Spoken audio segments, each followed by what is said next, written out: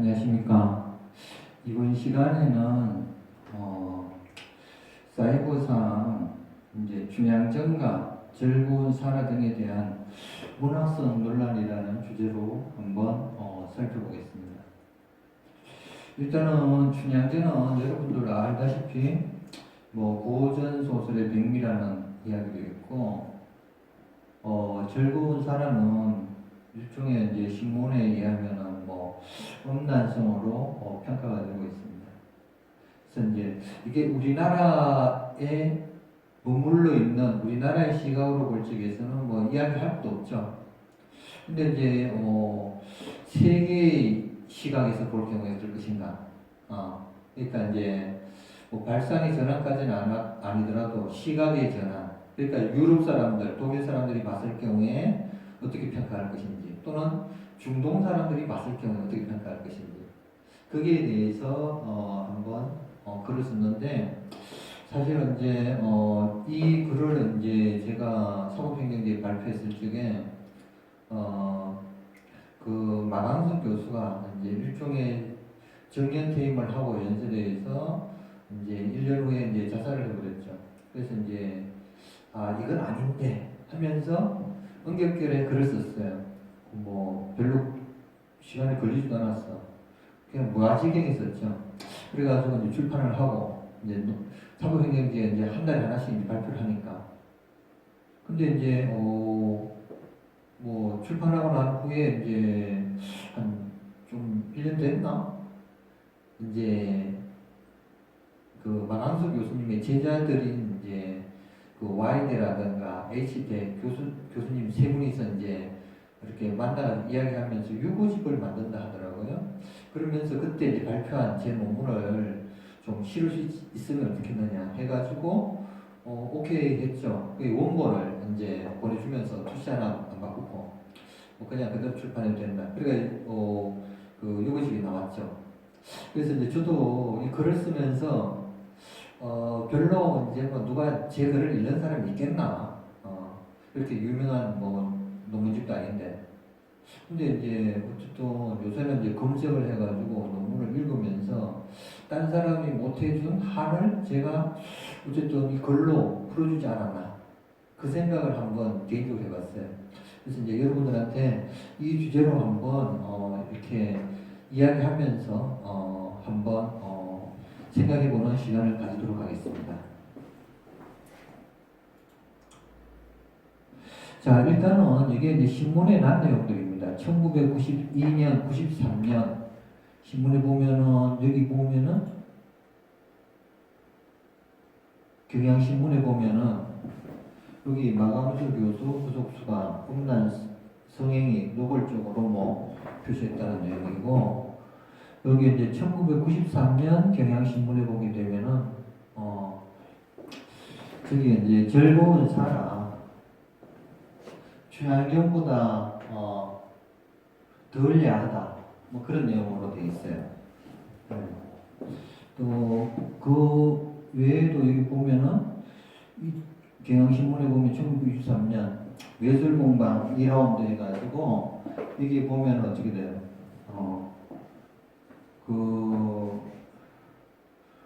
성적 묘사, 오히려 미혹이라든가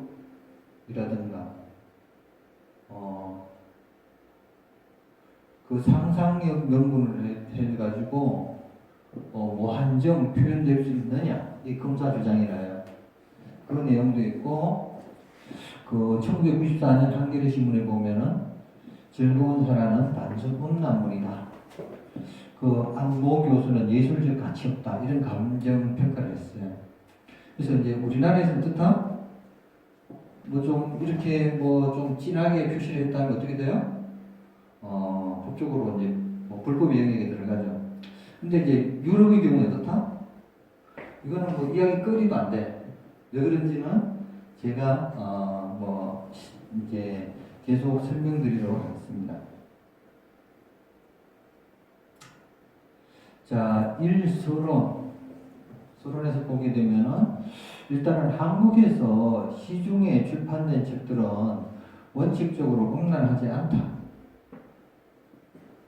왜 그러냐 하면은 그 간행물 심의위원회가 존재하기 때문에 그래요. 음란하다면 여기서 통과를 안 시켜주죠. 그럼 출판을 못해. 하면은 바로 마강수 교수 사례 같은 일이 벌어지는 거죠. 그죠? 자, 필자가 제가 이제 처음으로 즐거운 사라에 대하여 듣게 된 것은 아마도 2000년경을 전후해서 모대학교 형사법 강좌에 청강생으로 참여를 하여 아마도 자칭 혹은 타칭으로 이제 형사소송법의 대가인 백모 교수님으로부터 본 소설의 심의원으로 들어가 평가를 하였다는 내용이었다.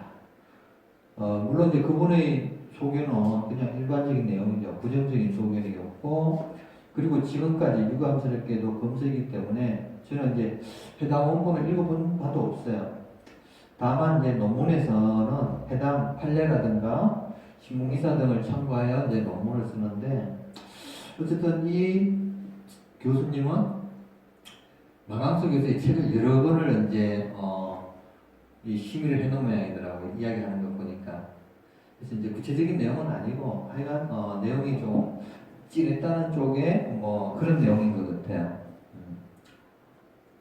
그래서 이제 소설 즐거운 사라와 비교 연구를 위하여 춘향전과 관련하여 과연 험난한 책들이었더라면 출판이 되었을까를 판단하는 와중에 간행물 심의위 등에서 엄란하지 않다고 판단했기에 출판이 되어서 서점이나 도서관에 비치되어 있다는 결론을 내리게 되었다. 그래서 춘향전은 막 동서남북이 다 꽂혀 있죠.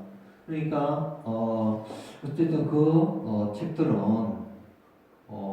독자들이 확인할 수 있는 모든 자료들은 실정법상 엄란하지 않다. 이렇게 판단할 수 있어요. 그래서 이제 도서관에 여러분들이 가셔가지고 그 어린이 동화집에 실린 거라든가 그 다음에 성인들 보는 그런 춘향전에 있는 거 이렇게 보면은 내용 비슷비슷해. 물론 이제 묘사가 성인들께 좀 더 구체적인 것도 있지만은 어린이 동화책에 나오는 것도 읽으면 그 책이나 뭐 많잖아요. 보면은 이 구분하기가 참 애매할 수도 있어. 자, 과연 고전 소설의 백미 춘향전은 즐거운 사라보다 외설적인가? 누군가 이제 춘향전은 한국 문화의 자랑스럽고 소중한 유산이다. 춘향전은 과거의 문화이면서 현재 살아있는 고전으로서 왕성한 생명력을 발휘하고 있다. 수백 년 전에 근원도 알 수 없는 설화에서 출발한 춘향 이야기는 수많은 작가와 독자의 참여로 높은 수준의 예술작품으로 성장 발전하게 되었다. 춘향전은 소설이면서 소설의 영역에만 머물지 않고 판소리, 창극, 연극, 영화, 오페라, 발레, 마당극 등 다양한 예술 양식을 통해 끊임없이 새로운 모습으로 독자와 청중에게 나타나고 있다. 이 정하영이라는 분이 이렇게 2006년에 소개하기도 했어요. 그런데 이제 춘향전의 특정한 부분에 이제 성행이 묘사와 관련해 가지고 이제 그 마강수 교수의 소설 즐거운 사라는 18세기에 지어진 춘향전보다 오히려 성묘사가 상세하지도 노골적이지도 않다. 고대 민모 교수는 감정서에서 한국 문학의 백미라 일컬어지는 춘향전을 두고도 신소설가 이해조는 엄탄 교과서라 확정했다며 20세기 말의 작품임에도 불구하고 오히려 춘향전의 성행이 묘사만도 못한 감이 있어 특별히 외설적이라 할 수 없다고 밝혔다. 해가지고 신문에 즐거운 사람 춘향전보다 덜 야하다. 1993년에 경향신문에 이렇게 투고를 하기도 했어요. 그래서 이제 여기서 이해조가 나오죠. 이해조는 신소설 자유종에서 이제 신소설 자유종 여러분들 뭐 고등학교 때 중학교 때 이제 시험 보기 위해서 딸딸 외웠죠. 네. 제목만 내용은 모르겠지만은 춘향전은 엄탄 교과서요. 심청전은 철양 교과서요. 홍길동전은 허황 교과서라고 쓴 바가 있다. 다만 이러한 책들이 지금은 교과서에 실린 고전이 되어 있다. 이게 이제 교과서에 역설 해가지고 한국일보에 난 내용입니다. 과연 이 충양전이 이제 형사처벌을 받은 작품인 즐거운 사라보다도 더 음란한 작품인가에 논의의 핵심이 있다. 궁금하죠? 왜냐면은 근데 이제 인터넷 검색하다 보면은 뭐 야설로 해가지고 춘향이 엄청나게 뭐 좀 야한 내용으로 지금 책들보다도 더 그런 게 돌아다닌다. 아무리 검색을 해봐도 못 찾겠어. 그래서 이제 그건 이제 상상의 세계였고 실질적으로는 있는지 없는지 저도 모르겠어요. 있으면은 좀 봤으면 좋겠어. 누구 구해가지고. 근데 단 합법적인 영역 내에서. 자, 그 다음에 이제 21세기 동서양의 법률 문화. 동일 작품의 음란물과 성인물이라는 시각의 상존. 이게 무슨 말이냐면은 서양에서는 음란물이라는 개념이 없어요. 성인물이냐 아니냐, 미성년자, 관람, 불가 뭐 이런 식으로 서양에서 구분하거나. 그러니까 성인들은 돈 내면 돈 내고 뭐 공짜로 먹자 그냥 봐도 돼. 다 합법이야. 근데 우리는 어때요? 음란의 기준이 있는데 이게 음란한지 안 한지 막 시대마다 틀려. 기준이 왔다 갔다 해요. 그럼에도 불구하고 그 잣대에 의해서 범죄자를 만들어. 그런 게 좋아. 그거는 이제 생각을 해봐야겠죠. 동양에서 한국 등 특정 국가에서는 어떤 작품에 대하여 법적으로 음란한가 혹은 예술인가를 따지지만 서양의 독일 등 특정 국가에서는 성인용인가 혹은 미성년자용인가를 따진다. 다만 세계의 공통적인 법률 문화로 미성년자에게는 성인물 혹은 음란물이 고용되지 않는다. 중요한 건 뭐다? 미성년자에는 전 세계 공통으로 해요. 성인물 내지는 뭐 음란물에 관계된 것을 봐서는 안 된다. 금지하고 있다. 그렇게 표현할 수 있겠죠. 네. 그래도 안 보는 사람 얼마나 있을까? 좀 넌센스죠. 자, 1991년경 성과 관련된 관념. 그러니까 이제 그 즐거운 사랑 사건이 터진 그 전후되는 때죠, 그죠? 1990년대 중후반경 전후부터 개방적 성관념. 그런데 제 예를 들다 보면은 이제 필자는 성과 관련하여 1980년대 말에는 대학교에서 남학생과 여학생이 손을 잡고 캠퍼스를 다닌다면 이미 평생을 약속한 사이라는 선입견을 가지고도 있었다. 2020년 전후대에서는 어때요? 택도 없는 소리죠, 그죠? 자, 1990년대 초에도 특별한 관계가 아니라면은 남학생과 여학생의 만남에 대하여 보수적이었다고 생각한다. 그러나 이러한 흐름도 1990년대 중반부터는 많이 바뀌었다. 예를 들면은 제가 이제 독일 유학 도중에 잠시 들려가지고 이제 서울 상도동에 있는 캠퍼스 구경을 이제 하려고 가는 길에 그래서 이제 엘리베이터를 올라가다 보면 엘리베이터가 굉장히 길어요. 50m 몇 명 되는 것 같아요. 그래서 이제 가다 보면은 사람들이 쭉 올라가면서 양쪽에서 막 오는데도 1, 2분가 서로 막 안고 포옹하고 막 엘리베이터를 쫙 올라가 젊은 사람들이. 야, 어떻게 보면은 부럽기도 할 수도 있겠죠, 그죠? 어떨 적에는 좀 징그러울 수도 있겠지, 타이밍상. 그래서 이런 것도 흔히 봐.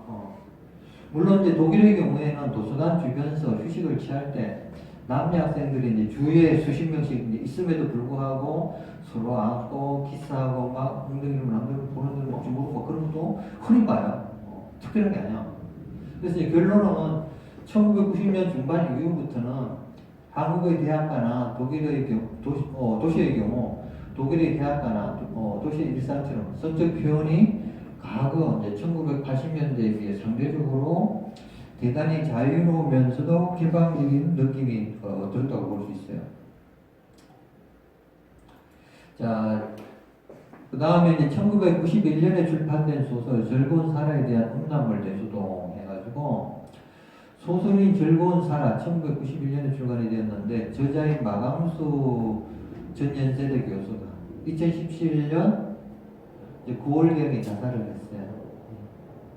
그래서 이제 즐거운 사라 사건 이후 그는 교단과 문단에서 유랑 가까운 생활을 했었다고 한다. 그렇지만 갑작스러운 그의 죽음의 대죽은 정말 이 책이 그렇게 문제가 있는가? 음란물의 잣대는 무엇이었나?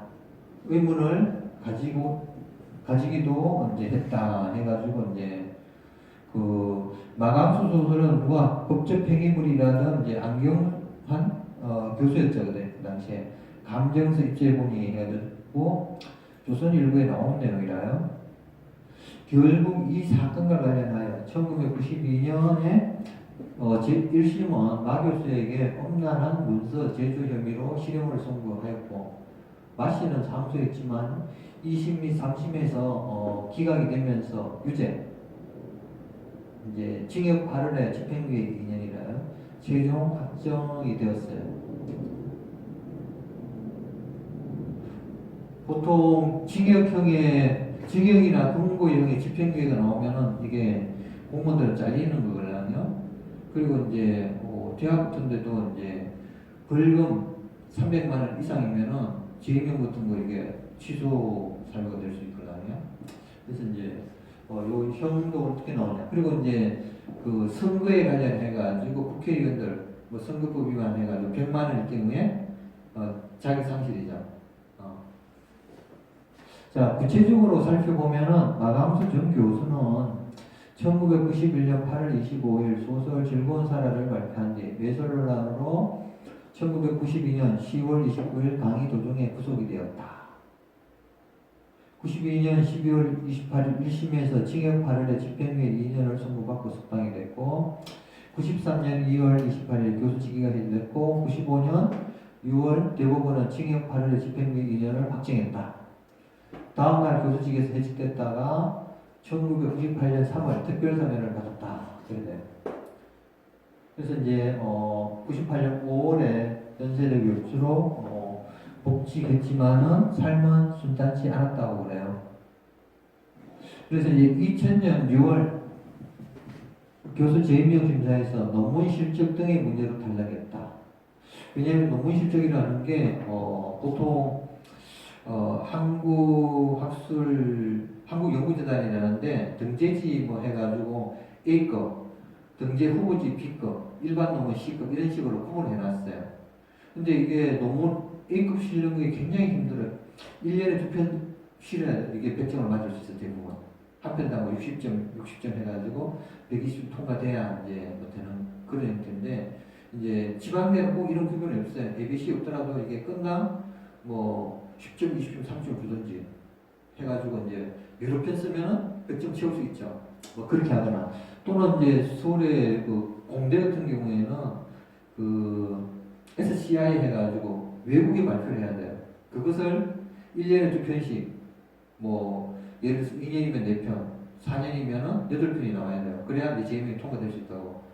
이게 쓰는 게 사람 피눈물 흘려요. 그래서 1년에 좀 뭐 K대는 한 1, 20명이 이게 너무 실적이 부족해가지고 잘릴 정도라요. 그래서 이제 어쨌든 너무 실적이 갑자기 막 하니까 이게 발표가 되나 마음대로.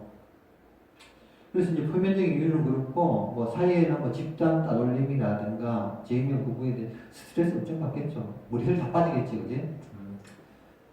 그래서 이제 외상성 우울증으로 뭐 정신과 치료도 이제 받았다 그러네요. 그래서 2002년 복직했다가 왜냐면 이제 휴직을 하게 되면 그거는 카운트가 안 되겠죠. 어느 정도. 2004년에서 이제 건강을 회복해 강단에 다시 올랐고 그때 이제 검찰을 그만두지 않았다. 왜냐하면 2006년에 개인 홈페이지에 올렸는데 옛날 걸 뭐 음란물 게시한 걸로 불구속 입건시킨 뒤 약식 기소를 해버렸어요. 그래서 200만 원 벌금형을 받았다. 300만 원이면은 탁 근데 200만 원에 의해서 그래도 그나마 그랬어요. 자, 2016년 교단을 떠나면서 마감수 교수는 그간 쌓였던 한을 내쳤다.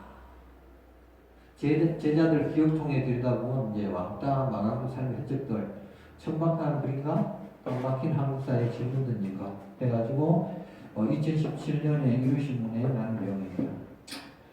표지가 이렇게 되어 있는 모양이야. 즐거운 사라. 사라는 정말 행복했을까? 몰라. 그러니까 이제 저도 신문에 난 그 판례를 이제 내용을 참고해가지고 얼추 이런 내용이겠다 이제 그렇게 하는 거지. 원문에 이런 내용은 예, 저도 모르죠.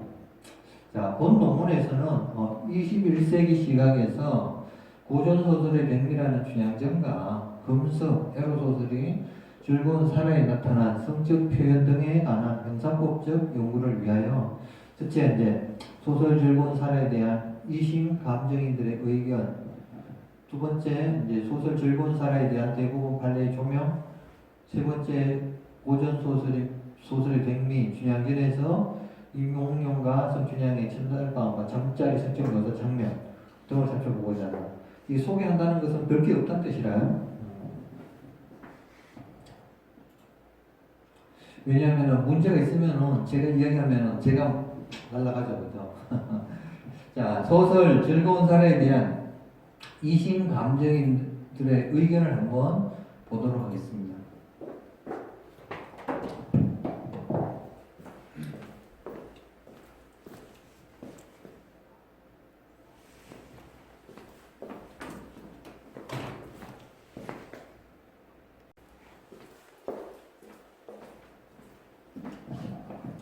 자, 소설 즐거운 사랑에 대한 이심 감정인들의 의견. 자, 감정서의 요약. 그 소설 즐거운 사랑에 대하여 당시의 이제 서울대 국대 안모 교수는 감정서에서 문학적, 예술적, 정치적, 사회적 가치가 없는 법적 폐기물에 불과하다고 이 마 교수의 소설을 평가를 했어요. 법하는 사람도 도사야 뭐라 못하는 게 없어. 자, 두 번째로 이모 스강대 영어 영문학과 교수네요. 마 씨가 작품의 주제를 성해방과 인간의 자아탐색이라고 하는 건 불량 상품을 가대 포장하기 위한 어거지와 궤변에 지나지 않는다고 감정을 한 바가 없다. 이제 보면은 이제 그 시군에 난 내용에서 발췌를 한 거라요. 자, 여기 보면 도표에서도 이게 판단하는 평가 감정문항이 있어요. 이것이 어떻게 됐느냐 해가지고 이제 민용대, 하일제, 신성철, 안경환, 이태동 이런 식으로 이제 했는데 예를 들어서 이제 성에 관한 묘사와 서술이 노골적이고 상세한가, 특별한 것이 못된다, 그렇지 못하다, 그렇다.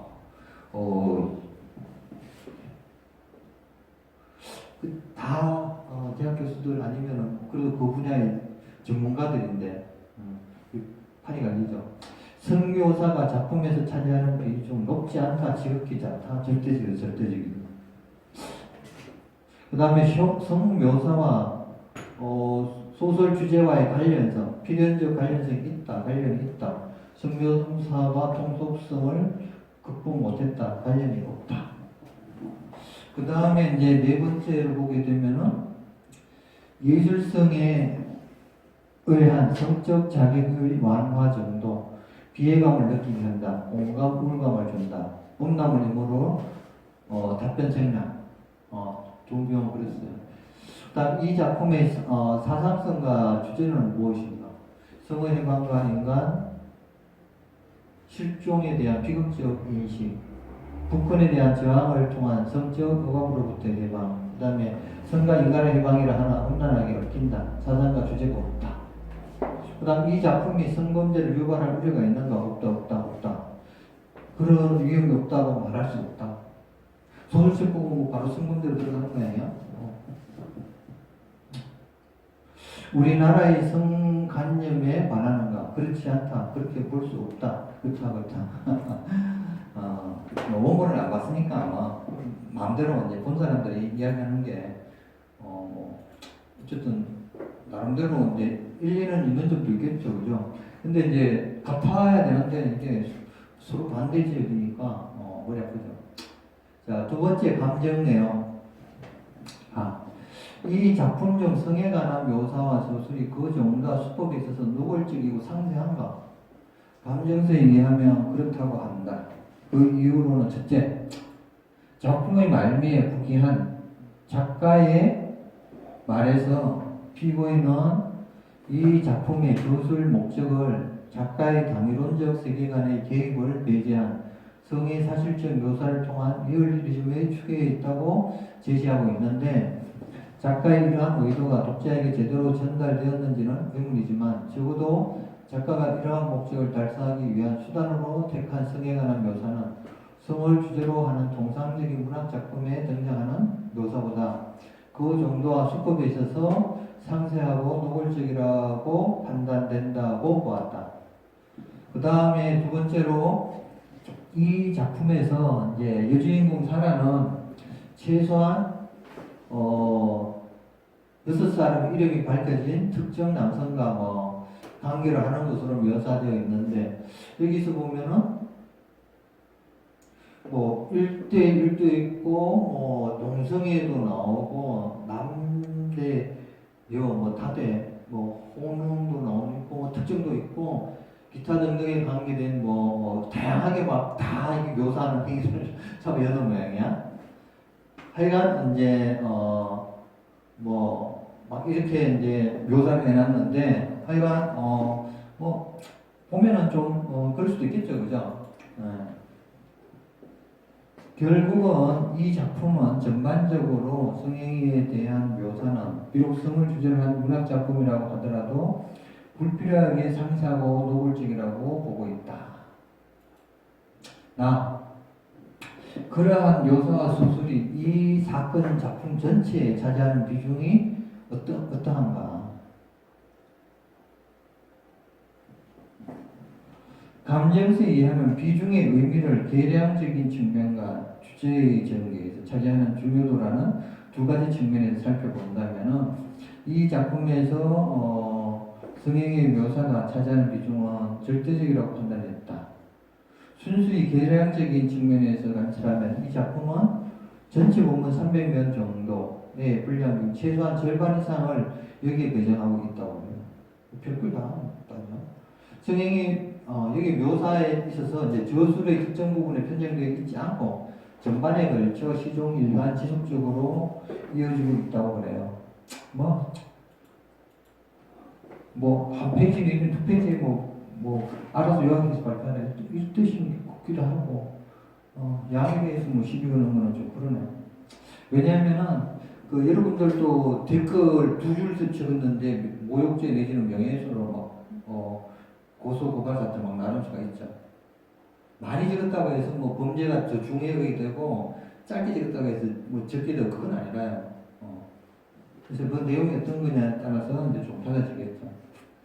자, 그러한 묘사와 서술이 이 사건 작품 전체의 내용에 흐름에 비추어 때 이 사건 작품에 표현된 사상 내지는 주제와 소설의 구성상 필연적인 관련성이 있는가? 감정서에 의하면은 성의 해방을 주제로 다루는 작품이기 때문에 여기에 대해서 상세하고 노골적으로 묘사해야 하는 것은 아니다. 그러나 이제 작가는 사실적 기법을 중시한다는 이유로 성을 주제로 한 리얼리즘 작품은 필연적으로 여기에 노골적이고 상세한 묘사가 포함되어야 하는 것처럼 주장하고 있는 듯하다. 그런 건 아니죠. 그냥 쓰는 사람 마음이지 뭐.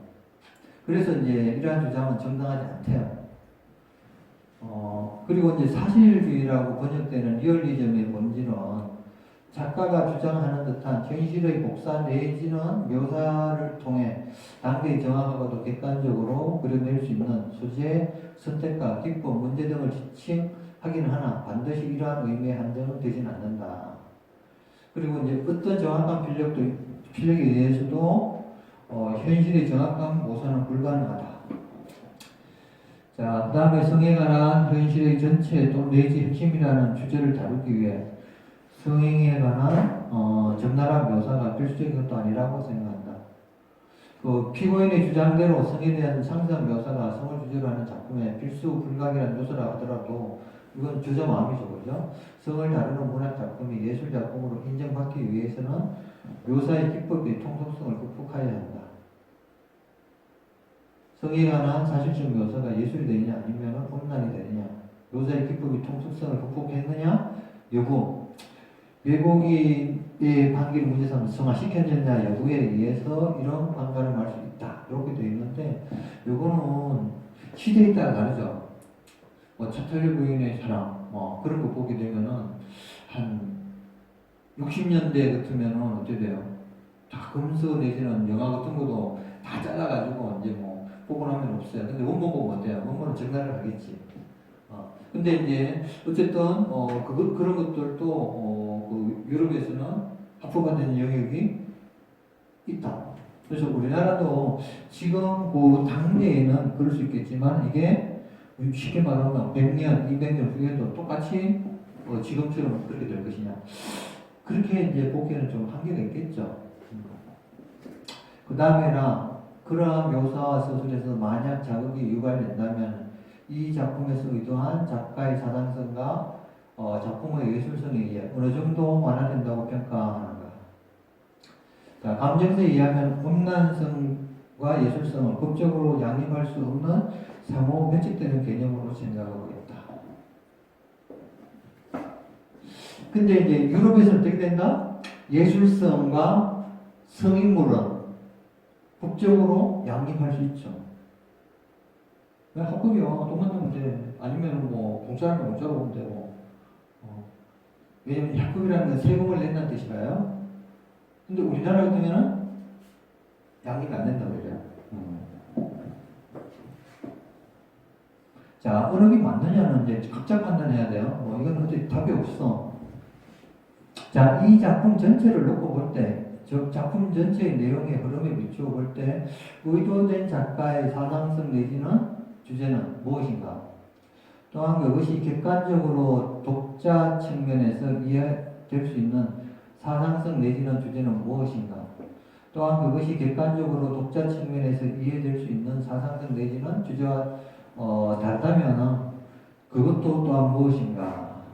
뭐 그런 내용인데 감정서에 의하면은 성과 인간의 해방이 작가가 의도한 사상성 내지는 주제라고 판단하면서 이 작품은 사실적 묘사라는 명분 아래 성행의 노골적인 묘사가 이어져 있고 독자는 작가가 의도했다고 표방하는 성과 인간의 해방이라는 사회적 내지는 철학적 주제보다는 성행이 그 자체의 사실적 묘사에 주목할 것이라고 단정을 하였다. 그래서 이제 작품의 군데군데 주인공의 가벼운 일상적 갈등이나 인간적 고뇌 또는 사회적 이슈에 관한 서술과 묘사가 등장하지만 이러한 서술과 묘사는 작품 전체에 걸쳐 이어지는 성행의 묘사를 위한 최소한의 스토리 내지는 본질 주제와는 직접적인 연관성이 없는 사파에 불과한 정도로 보았다. 작가의 의도가 자신이 밝힌 대로 일체의 도덕적 코멘트나 이른바 전망의 제시 같은 것을 무시하고 헷갈리고 방황하는 가운데 스스로의 아이덴티티를 확립해 나가려고 애쓰는 한 여대생의 시각을 통해 전환기에 우리 사회가 안고 있는 가치관의 문제를 조감해 보려 했다고 할지라도 통상적인 독자의 입장에서는 이러한 가치관의 문제보다는 대상과 태양을 바꿔가며 행하는 각양각색의 성행의 묘사에 더욱 주목할 것이 분명하다. 그런 내용으로 이제 적고 있어요. 하여간 물이 아파. 문제가 있으면 안 보면 너무 하니까 그렇게 들었는데 어쨌든 사람들은 평가를 해야 되니까 말을 이상하게 만들어 놔도 돼. 자, 이 작품은 독자에게 성적 충동적 모방심을 자극시키고 성범죄를 유발하는 등 사회적 현실로서 위험을 가져올 우려가 있는가? 감정서에 의하면 그럴 위험은 없다고 보고 있다. 보편적인 윤리의식과 충동적인 행동의 자제력을 보유한 독자라면 이 작품을 읽고 성범죄의 충동을 느끼고 이를 실행에 옮길 위험은 전혀 없다고 보았다. 자, 이 작품에 묘사된 이제 성행위와 관련해가지고 현행법상 범죄에 해당하는 행위는 단 한 것뿐으로 배우자가 있는 김성태와 성행위 뿐이다. 이 간통이죠, 그죠? 근데 이제 이게 2015년에 간통죄 폐지됐죠. 그래서 이제 지금은 이게 오히려 간통한 사람이라고 지적을 했을 경우에는 모욕죄로 쉽게 말해 지적한 사람이 형사처벌을 받을 수가 있죠. 그래서 말 조심해야 된다. 그렇게 말할 수 있고 이러한 혼의 정사는 모두 문학 작품에서 지극히 일반적으로 다루는 이야기고 통상적인 의미의 성범죄 분류에 속하지 않는다. 소설책에 이런 내용 한두 개가 돼 있는가? 그거 다 잠들이면 어떻게 돼요? 그것도 없지. 그러면 어떻게 돼요? 그 머리가 아프죠. 그리고 특히 이제 저 같으면은 이런 사건 같은 것을 보통 권력자의 그 집에다가 아니면 거기에 권력자들 넘버원들과 그 집안에다 대입을 시켜요. 그럼 어떻게 된다?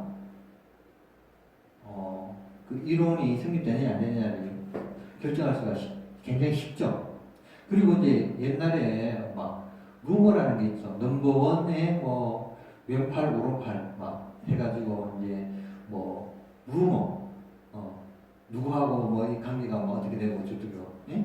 그게 이제 예를 들어서 뭐 특정한 시기에는 굉장히 그랬었어요. 이제 그런 것을 생각하면 이런 것들은 뭐 또 특별한 그건 아닌 것 같아요. 물론 이제 차이는 있죠. 활자가 됐느냐 안 됐느냐. 정규적한 이제 증거 들밀적에 다른 거는 쓰리였고 이거는 인쇄가 됐다. 그 차이겠죠. 그 다음에 이 작품은 성의 해방을 주장하지만 어디까지나 당사자 간의 자유의사에 대한 합의에 의한 그것을 이제 미화시킨다. 폭력이나 기만 등 부자연스러운 수단에 의한 그것을 공모시키지 않고 오히려 이를 혐오하는 메시지를 전하고 있다. 그런 게 있어요. 주인공 사라는 여기에 있어서 자유의사에 기해서 막 이런 식으로 쭉 나간다고 그래요. 그래서 이제 작가 스스로 주장하는 바와 같이 뭐 성해방이라든가 여성의 성적 해방은 여성이 자유로운 인격의 주체임을 전제하고 있다. 따라서 이 작품을 읽고 충동적인 모방심리에 의해 주인공을 포함한 등장인물의 행위를 현실적인 행동으로 옮긴다 하더라도 비윤리적, 비도덕적인 인물이 될지는 모르나 범죄자가 될 가능성은 전혀 없다. 그러니까 이제 유럽에서도 우리 기준으로 보면 비윤리적, 비도덕적으로 볼 수도 있겠죠. 근데 법은 다 합법적이야. 그래서 이제 자기 주관대로 사는 거죠. 나는 이렇게 산다 하면서 뭐 쉽게 말하면 가톨릭 국교니까 그냥 주말에 이제 뭐 성모 마리아를 붙잡든지 뭐 예수님을 붙잡든지 하나님을 붙잡고 이제 그렇게 살아가든가 아니면은 뭐 완전히 해방되어서 성적으로 든 뭐든 그렇게 살아가든가 그건 자유의사에 의해서 자기가 선택하고 자기가 책임지는 영역이죠. 그죠? 근데 이제 우리 같으면은 처음 다 이제 어른들이 이제 아니 국가가 이 사람들의 나아갈 길을 밝혀 막 해가지고 막 일일이 손잡고 끌어줘야 돼. 실질적으로 그렇게 해줄 수 있는 영역은 아니죠. 재수께 걸리면은 걸리는 거고 또 빠져나가는 사람들은 또 빠져나가는 거. 복불복이죠 일종의. 네. 자, 4. 결론적으로 현재 우리 사회를 기준으로 하여 그 작품 자체로서 통상적인 성인 독자로 하여금 성욕을 자극하여 흥분케 하고 정상적인 성적 수치심을 위하여 건전한 성풍속이나 선량한 성적 도의관념에 반한다고 하는가. 강정서에 의하면 통상적인 성인 독자의 개념은 지극히 모호하며 법이 규정하지 않은 성인의 범위는 지극히 광범위하다. 연령만을 기준으로 보더라도 성적 능력이 지극히 왕성한 갓 성인된 사람부터 육체적으로 성행의 능력을 상실한 국민에 이르기까지 다양하게 짝이 없다. 성별, 경험, 종교적 성향 등에 따라서 더욱 세분할 수가 있죠. 그래서 이제 사회 통념의 기준이기에는 통상적인 성인이란 실제로 특정할 수 없다는 하나의 이념행위다. 추상적이라는 뜻이죠. 그렇죠? 험난성에 관한 외국 법원의 판결도 불법행위에 있어서 주의 의무 기준이 되는 합리적인 인간 등 추상적인 개념을 제시했을 뿐이다. 이게 한번 딱 나오면 그게 전 세계 공통어가 되고 또 그렇게 천년만년 하면은 말이 되죠. 근데 이게 나라마다 틀리고 시대마다 틀려. 이거 어떻게 하라는 거야? 머리 아프죠? 자, 감정의 차견해가지고 안모 교수는 따로 넣었어요. 차견이. 보게 되면은 감정이는 법리의 구성상 음란성과 예술성은 상호 배척되는 개념이라는 견해를 가지고 있다. 해가지고 다시 말하자면 특정 음란물이 출판물이 음란함에도 불구하고 예술적 가치가 있을 수 있다라는 일반의 인식은 우리 법상의 법리로는 옳지 않다고 생각한다. 이러한 일반의 인식을 법리로 수용하자면 개념상의 혼란이 초래된다고 생각한다. 헌법 제22조 1항은 명백히 학문과 예술의 자유를 보장하고 있는데 음란물을 예술적 작품으로 인정한다면 이에 대해서도 헌법적 차원의 보호를 부여해야 된다는 원리적 기결에 이르기 때문이다. 그러므로 음란물은 헌법이 보호할 만한 예술적 가치가 결여된 이를테면 법적 폐기물인 것이다. 왜냐하면은 폐기물 보통 이제 법이 개정되면 휴지된다. 휴지는 어디 쓰레기통으로 쓰레기통에 폐기된다. 법하는 사람이니까 아마 법적 폐기물 이런 용어를 쓰지 않았나 그런 생각을 합니다. 이러한 입장을 취한다고 해서 노골적이고 상세한 성행의 묘사가 바로 음란을 의미한다고 주장하는 것이 아니면 물론이다. 음란성이라는 개념은 사실적 개념이 아니라 사실 판단의 결과 도출된 법적인 결론이다. 그러므로 헌법이 보호하는 예술 작품은 법적으로 음란하지 않는 작품이 한정된다. 특정 작품이 법적으로 음란이냐 여부는 법리상 아래 세 가지 기준에 의해 판단할 수 있다. 독일에도 법이 있어요. 거기도 예술의 자유가 있고 기타 등등 헌법이 있어요. 독일에도. 그러면 이게 자체를 이제 독일의 헌법에 대입하면은 독일하고 법에 이게 이제 거기서는 죄가 안 되는데 우리나라에 죄가 되는 이게 같은 그거인데도 뭐 길이 틀리죠. 그럼 그게 뭐냐 이거야. 자, 세 가지 기준 보게 되면은 아까 전에 봤듯이 전체로 해당 출판물의 주제와 묘사가 작품을 접하는 동시대의 사회적 평균인의 저속한 성적 충동을 뭐가 조성한 거야? 성행위가 통상인에게 도의적 수치심과 불쾌감을 유발하는 방법의 묘사되고 도의적, 책에 도의적이라는 게 없으면 어때? 네? 꼭 들어가야 되는 건 아니죠. 작품이 전체적으로 봐 심각한 문학적, 예술적, 정치적 또는 사회적 가치를 결여한다면은 음란물에 해당한다. 그렇게 이제 봤어요. 어쨌든 우리나라에 있어서도 하여간 그 당시에는 뭐 이런 내용으로 한번 나름대로 볼 수도 있겠지. 예. 나머지 내용은 뭐 여러분들이 이제 기회가 되면은 논문을 직접 찾아갈 때 그래서 이제 결론은 뭐다?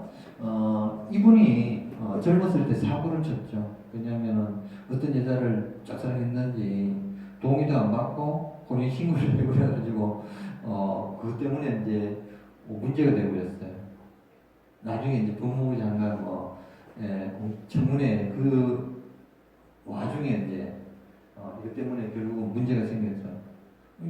자기는 뭐 실정법 위반을 확실하게 했으면서도 이거 이렇게까지 이제 하는 게 좀 쉽게 말하면 뭔가 아이러니하죠. 앞뒤가 안 맞는 거지. 그래서 이제 다시 한번 뭐 과거가 소환돼 가지고 뭐 여기에 대해서도 한번 토론을 하는 기회가 됐다 그렇게 말할 수 있습니다.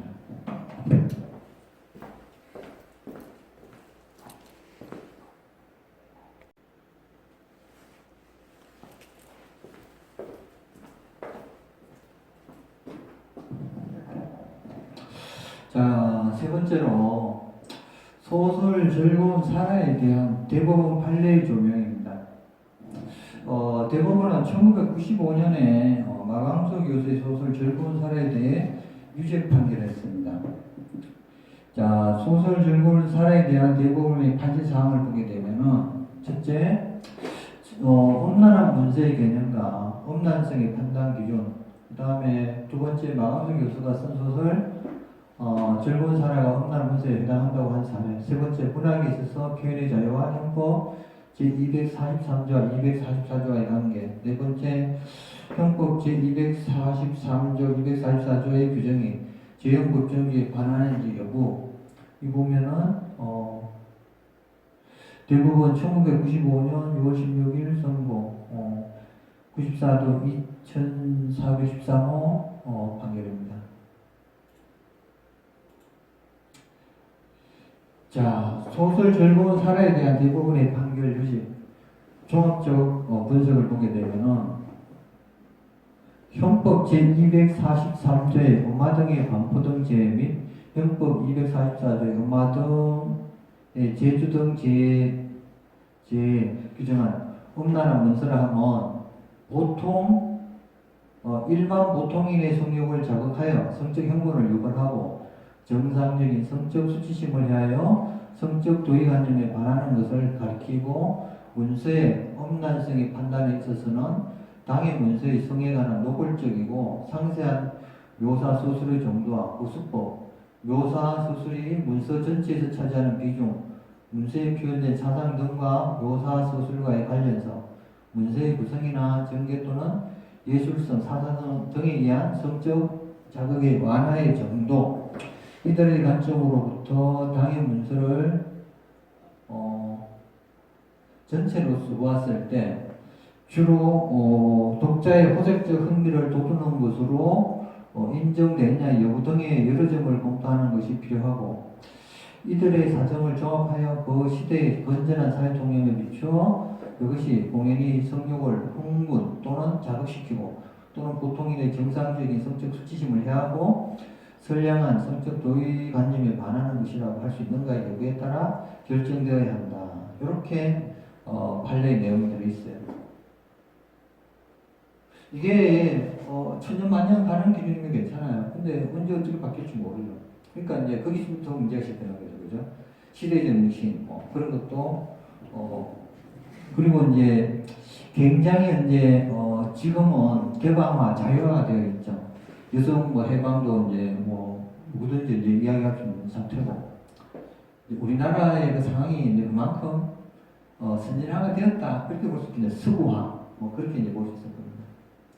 자, 표현의 자유의 한계 해가지고 여기 보게 되면은 헌법에도 나타나고 봤을 경우에 문학 작품이라고 하여 완전히 표현의 자유를 누려 어떠한 성적 표현도 가능하다고 할 수는 없고 그것이 건전한 성적 풍속이나 성도 등을 침해하는 경우에는 형법 규정에 의거하여 이를 처벌할 수 있다.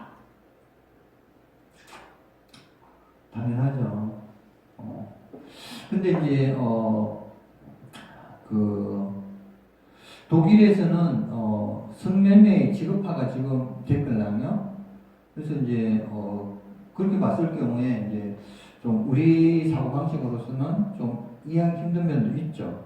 그리고 이제 서구 유럽에서도 이제 대부분 이제 또 그런 식으로 많은 나라가 또 그쪽으로 갔고. 근데 이제 이게 이제 부정적으로 보게 되면 어떻게 되냐면은 그 유튜브 동영상을 보다 보니까 아르헨티나에는 이 성매매가 그게 이제 불법적인 영역이겠죠, 그죠? 그 매년 한 1000여 건 이상의 이제 그 납치 사건 같은 게 벌어지는 모양이에요. 그렇게 되면 어떻게 돼요? 이게 이제 그런 걸 또 해결할 수 있는 방법을 또 찾아야겠죠. 그리고 이제 일본에도 1956년인가 7년 이전에는 유곽이라고 특정 지구에 막 담배를 떠놓고 그 안에서는 합법적인 영역이 있었어요. 그러다가 이제 1957년 전후 돼가지고 그게 금지됐어. 이제 그럼에도 불구하고 또 지금 이제 진행되고 있는 것은 또 다른 의미가 있다. 제형 법정주의 요청. 어쨌든 헌법상 보게 되면은 제형 법정주의 지금 음단의 그 판단 기준이 문제가 있지 않다 그렇게 이제 보겠죠, 그죠? 소설 결본 사례에 대한 대부분의 참조 조문들 및 판례들 보면은 이제 이런 형법적 조문들이 쫙 언급이 돼요. 이제 그것을 이제 거기에 이제 저촉되느냐 안 되느냐 그걸 따지게야겠죠, 그죠? 원심 판결과 상고 기각의 이유. 그래서 원심 판결에 대해서 상고를 하였으나 기각을 하였다. 변호인의 상고 이유를 본다. 다만 피고인이 제출한 상고 이유 보충서는 상고 이유서 제출 기간이 경과된 이후에 제출된 것이므로 변호인의 상고 이유를 보충하는 범위 내에서 본다. 그렇게 되어 있어요. 자, 가소설의 한계.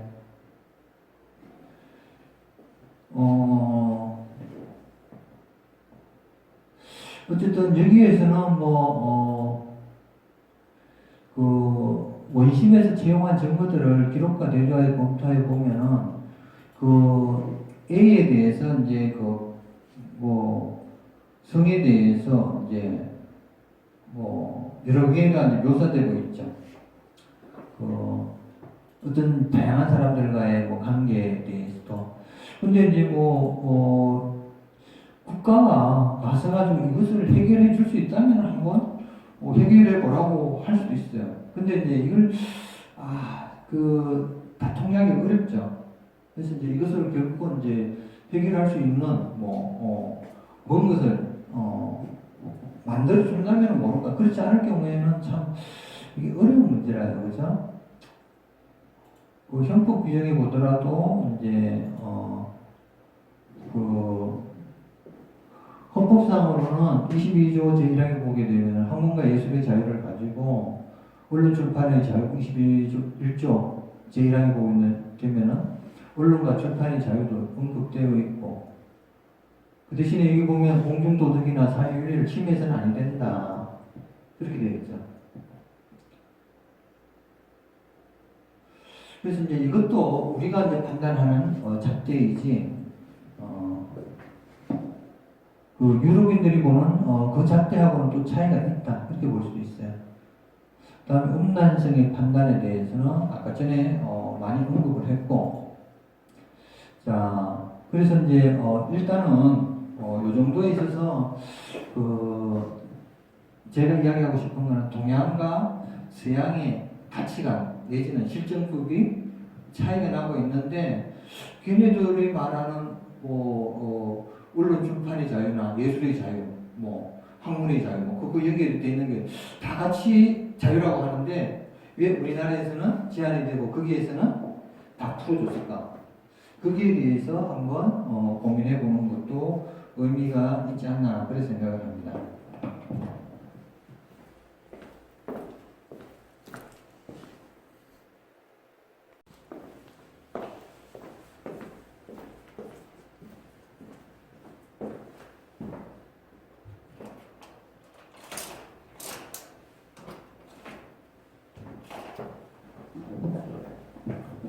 자, 그 다음에 네 번째로 고전 소설의 백미인 춘향전에서 이몽룡과 성춘향의 첫날간 잠자리 성적 묘사 장면 해가지고 그 춘향전과 관련해가지고 조선 후기 작품으로 지금까지 총 120 내지 130여 편 중에서 여러 책들을 이제 살펴봤지만은 필자의 이제 현대적 시각으로 봤을 때 다소 성인용으로 보일 수는 있어도 한국에서 법적으로 문제가 될 정도의 엄연한 장면이 쓰여 있다고 판단하기에는 한계가 있다. 그 처음에도 이야기했지만은 이제 그 심의위원회가 있어서 그렇다 그랬죠. 일반적으로 도서관에는 어린이용 자료실에 등록되어 있는 춘향전이나 일반인용 자료실에 배치되어 있는 춘향전이나 내용상 별 차이가 없어요. 오히려 이 어린이실에 있는 게 더 진하게 되어 있는 것도 있더라고, 성인용보다도. 그럼에도 불구하고 엄란하다고 주장하는 분들의 입장을 확인하고자 소개할 수 있을 정도의 성적 묘사를 살펴보고자 한다. 그렇게 되어 있어요. 외설춘향전 김재영 1994년 이것은 봐도 별 그게 없더라고요. 그 다음에 이제 춘향전 심청전 해가지고 청주출판사에 나온 내용을 봤을 경우에 한번 볼까요? 위도령이 술이 거날해져서 횡설수설하자 춘향이 민망하게 여겨 말했다. 달도 기울어 밤도 깊었으니 어서 시도록 하시지요. 그럼 옷을 벗으라고. 너 못 벗는 것을 보고서 내가 묻겠다. 이거 뭐니나 도련님이 먼저 벗으셔야죠. 이런 식으로 그냥 벗는 것 가지고 기타 등등 그렇게 해서 이제 뭐 성강이 끝에 뭐 어떻게 돼 가지고 뭐 흥룡이 왔다 가고 뭐 여의주가 어떻고 뭐 하면서 뭐 봉황이 하면서 이런 식으로 쭉 묘사가 됐어요. 어떻게 보면은 뭐 주장적으로 아니면은 뭐 은유적으로 표현했냐 뭐 그냥 이게 일반적으로 그렇게 이게 이제 단락별로 보면 무슨 말인지 모르죠. 이렇게 앞뒤로 보니까 아 그걸 묘사하는가 보다. 그 쉽게 말하면은 80년대 이전에는 어때요? 남녀 간의 성관계 그 관계되는 게 보면은 갑자기 이제 폭포수가 쫙 흐르거나 아니면은 기차가 쫙 지나가요. 이게 끝이야. 그러니까 이제 그 앞뒤 마디를 보면 아 그게 그건가 보다 이래 되지만은 일반적으로 기차 지나가는 거하고 무슨 상관이 있어? 폭포 떨어지는 게 그래서 이제 여기에서도 아마 그렇지 않겠나 생각돼요. 그래서 이제 어쨌든 요 단락의 끝이 도련님 사토님께 없어 부르십니다 하는 요 내용으로 이제 다 끝이 나요. 논술 대비 중학생이 보는 춘향전 성낙수 2002년의 그 책에서도 이렇게 보게 되면은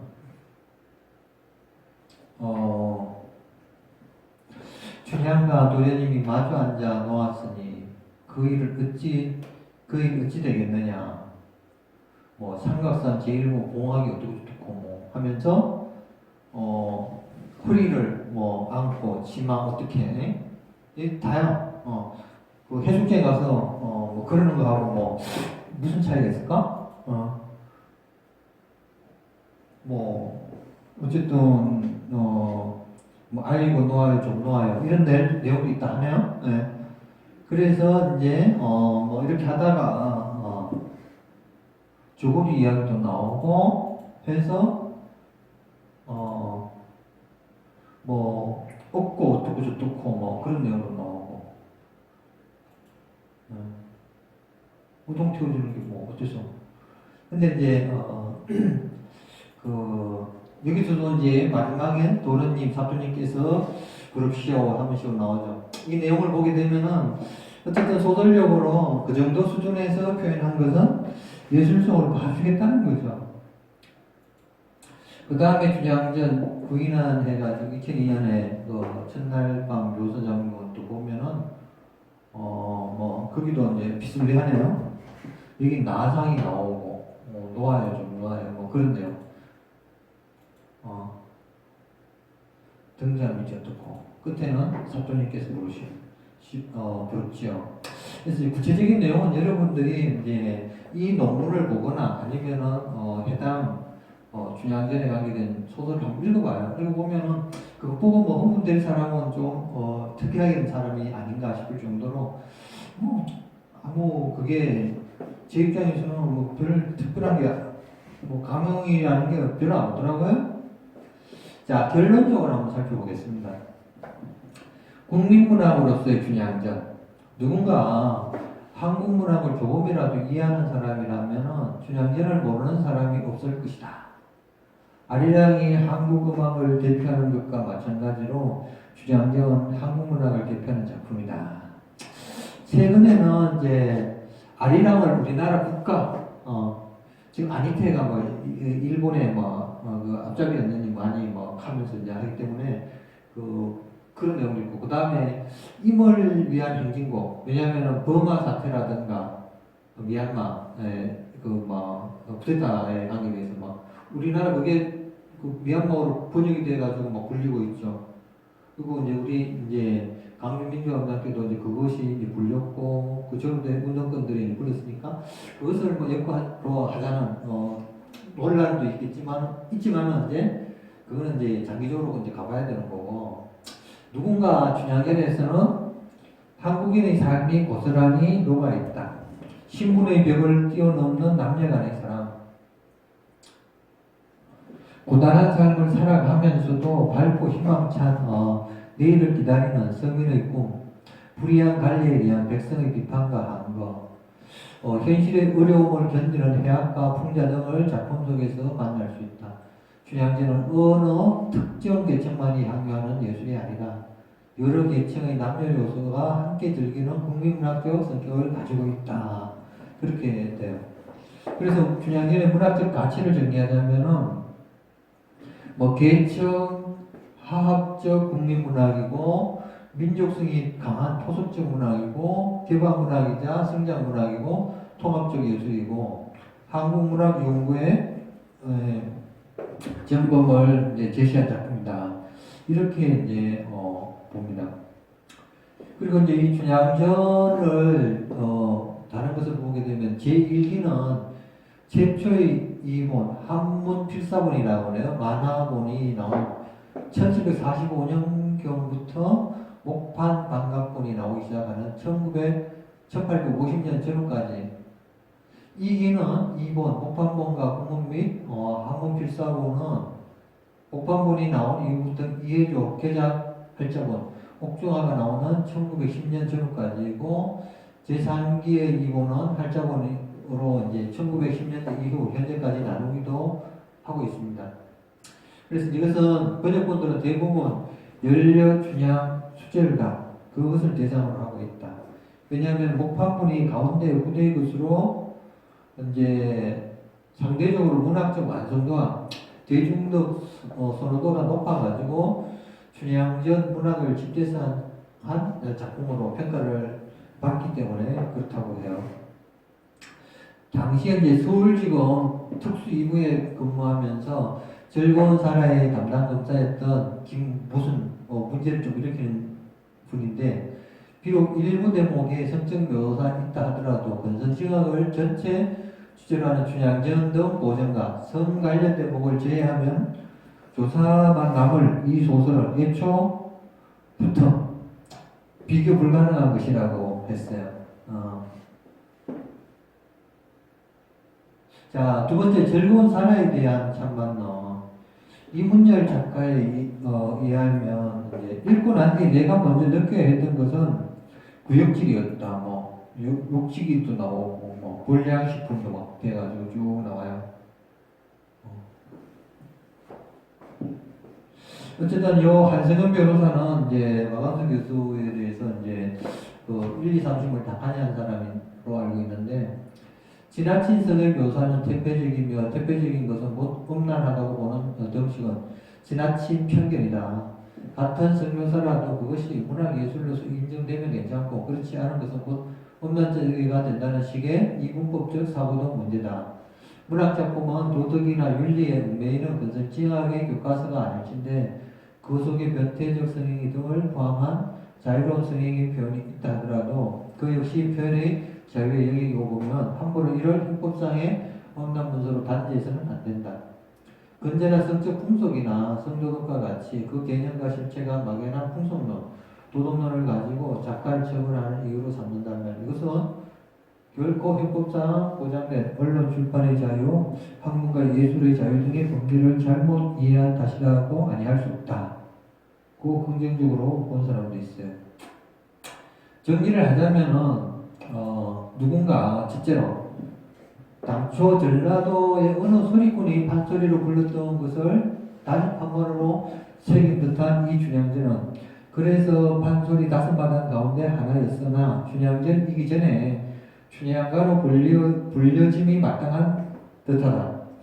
조선 중기인 1754년 영조 30년이거든요. 유진환이 지은 만화집에 춘향가가 가장 오래된 문호로 손꼽히고 있지만 그로부터 오늘에 이르는 긴 세월 동안 춘향전은 판본어로 혹은 소리꾼들의 구전어로 많은 사람들에게 회자되었다고 한다. 이러한 주장이 의미가 있는가? 필자는 춘향전의 저적 연도에 대한 하나의 추측성 주장이라고 생각합니다. 정확한 물적 근거에 의해서 하기보다는 추측에 의한다고 보기 때문이고 물론 이제 그것이 눈에 뵈기 때문에 근데 나중에 가서 또 나타난다면 또 바뀔 수가 있겠죠. 어쨌든 당시의 주장이라는 단어가 사용된 점에서는 그나마 또 다행이다 그런 생각을 한다고 볼 수 있습니다. 두 번째로 독일 등의 경우에 마강석 교수의 소설 즐거운 사람 수준이라면 어떻게 대처할 것인가? 예를 들어서 음란물이어서 불법이라고 볼 것인가 혹은 성인물이어서 합법이라고 볼 것인가에 의심이 있다. 이와 관련된 내용으로 한국 검찰은 단순 음란을 단죄하는 차원이 아니라 위기의 상황에 처한 정신적, 문화적 흐름에 대한 경고의 의미도 담고 있다며 삼목 비장했다. 변태성 행위, 이것도 이제 검찰이 막는다 이 뜻이고요. 여성 간의 동성애라든가 남성 간의 또는 스승과 제자 간의 뭐 이런 것들도 다 이제 잡아드리겠다 이 뜻이죠, 그죠? 사회에서 용납되는 성의 행각이 넘어 이제 문학이 아닌 응답문이라고 단정했다. 그리고 동성애도 요새 합법 뭐 결혼 이렇게 하는 나라들 있죠. 많이 이제 14개 국가가 지금 이제 합법화를 했는데 계속 나오고 있어요. 그러니까 그럴 경우에 어떻게 볼 것인지 사회윤리를 정면으로 파괴하고 성적으로 타락한 행동을 다른 즐거운 사례라면 사실상의 포르노물을 마강수 신도름이라는 명의 외모 속에 방치해 주는 것은 일부 매스컴의 선정주의에 영합하는 것으로 사회 전반에 해악을 미칠 소지가 크다고 하는데 과연 무난한 시각인가 있습니다. 저는 이제 독일에서 1994년부터 20년까지 이제 유학 중에 살펴본 유럽 시민의 생활과 법률 문화를 살펴봤을 경우에 예술의 자유 등이 100% 보장되기 때문에 즐거운 산업 수준에 유사한 소설이라든가 작품을 내는 것은 별로 문제가 되지 않는다고 봅니다. 어쨌든 출판해가지고 세 것만 잘 되면 된다. 왜냐하면은 성과 관련해서 영화나 책들이나 작품 등에서 노출이 100% 완전 노출, 모션, 상상이 가는 모든 행위 등의 수익을 나가면도 성인용일 경우 성인을 대상으로 한다면은 전혀 법적으로 문제가 되지 않아요. 단 미성년자가 기획되면 그때부터는 무조건 불법이라요. 실제로 소설 즐거운 사라의 동성애를 묘사하고 있다. 만약 무조건적인 동성애 반대 입장에서 이제 심사를 한다면 어떻게 판단해야 할 것인가 있다. 필자하게 하기에 동성애 합법화 국가들은 2017년 기준 시에도 네덜란드 2001년에, 벨기에 2003년에, 스페인 2005년, 캐나다 2005년, 남아공 2006년, 스웨덴 2009년, 노르웨이 2009년, 아이슬란드 2009년, 포르투갈 2010년, 아르헨티나 2010년, 덴마크 2012년, 영국 2013년, 우루과이 2013년, 브라질 2013년, 뉴질랜드 2014년, 프랑스 2014년, 룩셈부르크 2015년, 아일랜드 2015년, 미국 2015년, 핀란드 2017년, 멕시코 2017년, 독일 2017년, 오스트리아 2017년 12월, 동성결혼 금지 위헌 결정, 호주 예정, 대만도 예정 등으로 해가지고 한국에서도 수천 년 후에 동성애를 반대한다면 모르겠지만 수년 혹은 수십 년 후에 동성화 합법화 대회에 동참하게 된다면 어떻게 판단해야 할 것인가에 있다. 이렇게 생각해 볼 일이다. 어느 게 되겠어요? 동성애 금지가 수천 년 후에도 우리나라에서 존속하고 있을까? 아니면은 수십 년 후에는 이게 세형화가 돼가지고 합법화가 될 것인가? 어느 게 가능성이 있어요? 그 각자의 선택 사항으로 넘기겠습니다. 자, 넷째로 소설 즐거운 사라라는 작품에 묘사된 성행위로서 현행법상 범죄에 해당하는 행위는 단 한 것뿐, 배우자가 있는 김성태와의 성행위 뿐이다. 이러한 행위는 현행법상 간통죄에 해당할 수 있지만 혼외정사는 모든 이제 문학작품에서 지극히 일반적으로 다루는 이야기며 통상적인 의미의 성범죄의 분류에 속하지 않는다. 뭐 상상의 세계로서 그렇게 묘사하고 있죠. 또는 뭐 실제적이든 말든 그거는 소설이니까 소설 내에서 뭐는 별 그게 문제가 되지 않죠. 문학의 예술의 영역으로 들어가는 거지. 이 경우 간통죄가 현재 형법상 범죄에 해당하는가에 있는데 2015년 간통죄가 폐지됐죠. 그죠? 그래서 더 이상 소설 즐거운 사례에서 유부남 김성태와의 관계는 성관계는 형법적으로는 문제가 되지 않습니다. 어쨌든 여기에 대해서 보게 되면은 이제 민법상 이혼 사유의 하나는 될 수도 있겠지. 뭐 외도 불법행위 해가지고 위자료 이혼을 하게 되면은 뭐 보통 잘 받으면 3천만 원, 적게 받으면 5천만 원, 그거라도 받을 수 있으면 다행. 뭐 이런 식으로 나오더라고요. 그랬다가 이제 또 얘기가 있으면은 그 양육비 대부분 안 주고 그러죠. 그래가지고 요새는 이제 뭐 답번 뭐 해가지고 이제 막 제도적으로 강제적으로 좀 뭐 그 뭐냐 그 정보를 이제 공개하고 그 법적 절차가 들어가는 뭐 그런 식으로 나오는데 독일 같은 경우에는 뭐 법적 월급에서 그냥 승인될 때까지 그 양육비를 강제적으로 떼죠. 만약에 이제 재산 숨겨놓은 게 있으면은 다뭐 거기에다가 이제 법적으로 더 받아내겠죠, 그죠? 그래서 이제 그 나라가 법이 이제 강력한 게 그만큼 또 하는 일이 있기 때문에 그렇고 우리는 뭐 그냥 어떻게 뭐 빼돌리고 좀 어떻게 하면 그만했죠. 결론이 그렇게 되어버리죠. 자, 다섯째. 누군가 이런 것을 문학이라 해야 하는가에 라는 불쾌감은 누구 검사의 문학적 의지의 소산이다. 즐거운 사람은 문학적 상상력의 산물이며 성과 문학과 개인 여성의 자유가 어떻게 관련 맺는가에 대한 마하기오 작가의 탐구적 산물이다. 그래서 1990년대 초반이라는 시대가 요구하는 문학적 실험이기도 했다. 그래서 이제 이러한 단지야말로 이제 성을 인간을 장악할 도구로 삼는 근대적 권력의 특기 가운데 하나다. 성에 대한 표현을 문학이다 아니다라고 규정하는 권력을 국가와 일부 계층이 지니겠다는 것. 그래가지고 무력의 지배가 물러간 자리에 개인의 자유를 갈갈이 지정하고 금지하는 담론적 지배가 들어선 것이다. 이게 맞서 가장 첨예한 자유. 어린 여성의 성적 자유를 말하는 것은 정면 도전이 아니겠는가. 뭐 이런 식으로 되는 거죠. 어쨌든 이제 서로 동의에 의한 그것부터 저는 이제 합법적인 영역이 있어야겠죠. 원칙적으로는 뭐 강요라든가 강제라든가 아니면 뭐 납치라든가 또 기타 등등의 이제 그런 게 들어가면은 이건 성립이 안 되는 거죠. 자, 필자는 조선시대 춘향전의 저자가 신명을 밝혔다면 과연 어떠한 일이 발생했을 것인가 고민을 해봤습니다. 추론컨대 조선 강해군 때 자참찬을 지내다가 반역죄로 능지지참된 교산 회균이 소설 홍길동전 등을 성에 발생한 일들이 내리를 스친다. 홍균은 조선 중기 양반 가문의 아들로 태어났으나 1618년 강해군의 폭정에 항거하였다는 이유로 가산이 몰수되었고 식솔과 함께 차명에 제진 인물이다. 그런 데뷔지 않는 토끼정, 이천풍전 등 주로 양반사의 치부를 고발하는 작품들을 발표해서 권력의 미움을 샀다. 그러나 이제 21세기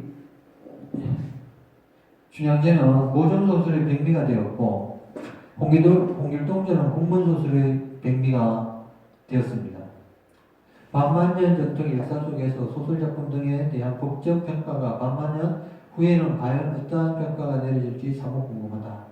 예를 들어 간통죄는 고조선의 8조 건법뿐 아니라 구약 성경의 10계명에도 포함되어 있는데 기독교 관점에서 보자면은 간통은 신이 인간에게 내린 율법의 핵심이라고 볼 수가 있죠. 그 율법이 인간으로 구성된 현대의 국가기구에 의해 비범죄화된 것이다. 간통죄 위헌 결정의 의미죠, 그죠? 그래서 2000년경 독일 파사우시의 한 미술 전시관에서 그렇게로 된 난잡한 성적 표현물, 예를 들어 다대일, 다대다, 진성출현 이 전시하면서 도덕을 하는 것을 보면은 책자를 판단 뜻이죠. 역시 독일에는 예술의 자유가 있구나라고 단식을 한 바가 있어요.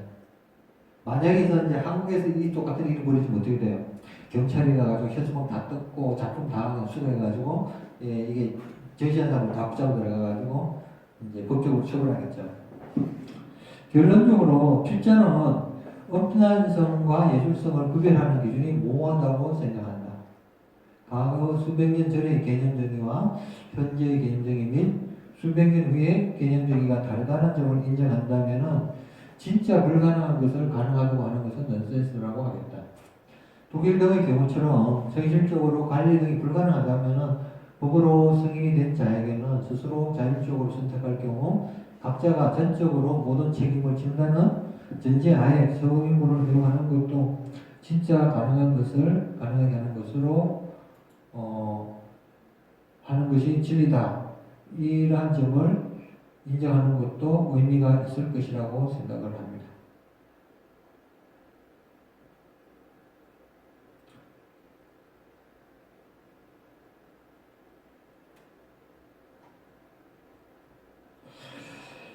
자, 이것이 이제 여러분들한테 한번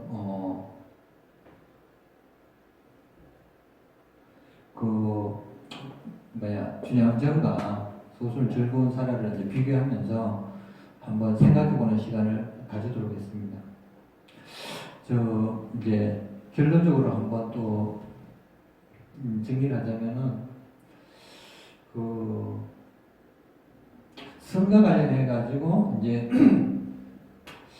과연 이제 어떻게 좀 문제를 해결해야 될 것인가, 거기에 대해서 특히 여성들의 경우에 또 금전적으로 문제가 생겨가지고 어떤 특정한 데에서 이제 어떻게 보면은 뭐 강제적이거나 노예적이거나 아니면은 납치되다시피 해가지고 그렇게 이제 하는 거, 그런 거 해결해 줄 수 있는 방법론을 찾는 것이라면은 그 사람이 바로 스카 내지는 뭐 천재 또는 이제 국가를 경영할 리더가 아닌가. 그 방법론을 찾는 것은 미래의 여러분들이 아닌가, 그런 생각을 합니다. 자, 오늘은 이 정도로 마치겠습니다. 감사합니다.